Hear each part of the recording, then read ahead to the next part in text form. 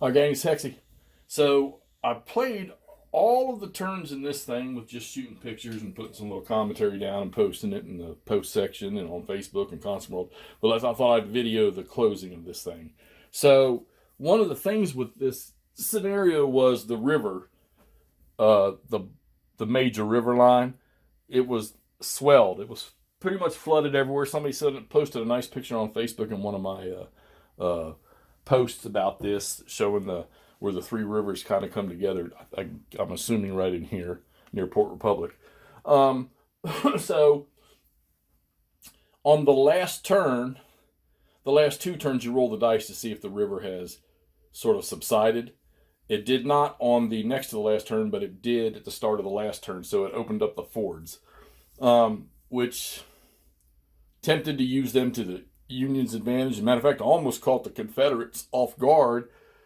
And the only thing that probably saved a victory location lost without a fight was the Confederates drew first initiative, and I identified that right away when they realized those fords were open. And that would have been right in here because Fremont.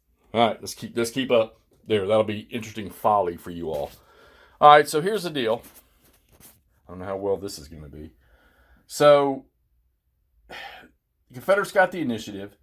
Jackson had Ewell take one brigade and move over here to this victory location, which is actually Port Republic, okay? And then Fremont eventually from here moved across the river. His first turn, Ashby's cavalry was sitting right here, which caused a zone of control into this hex. And he only rolled a 4. Took him 2 to get here, and Ashby rolled a 4 on his cavalry retreat. So he completely stopped Fremont in his tracks for that turn. And, of course, that creates fatigue, and his units are already exhausted. Well, Fremont eventually moved across the river and attacked Ewell right here, and Ewell put a rifle stomp on him, and sent, as you can see, and sent him flying.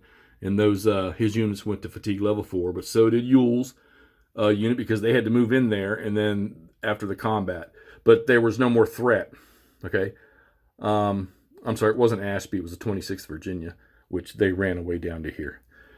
Then Blinker, I needed to attack Jackson because he's sitting on an objective hex there, so I needed to get that done. Well, Blinker rolled up in there, and Jackson, you can see those numbers on Jackson, his command and tactical value. Another rifle stomp, and he caused 2 casualties to Blinker. All right, so you got 1 casualty was caused to Fremont, 1 casualty caused to Blinker, and that pretty much wiped out his units, which you can see them sitting right here, right? And they really don't have nothing left to attack with. And then we said, well, here's our last vestige of hope. And that is like a Star Wars quote, wasn't it? So Shields did his thing, and the Stonewall Brigade, Tolliver, and Maryland Stewart was in that stack too with his half strength point. They caused 2 strength point losses to Shields, and they didn't lose anything. So the Union started with a -3 victory point. They ended up with a -8, and that was pretty much it. And that is a Confederate decisive victory. All right, and you can still see the cavalry losses there. Here's Jackson's force just above the river. That's what he had left.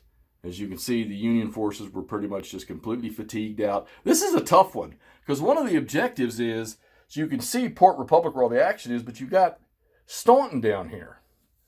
And if the Union can take that, and the Confederates don't have anybody in Harrisonburg, then there's a victory point thing for that. But and it didn't have to be infantry. Cavalry could take it. And I never really applied that, tried to go after that. Of course, then again, Ashby and the 26th Virginia, they pretty much rearranged the Union cavalry and threw them off the board.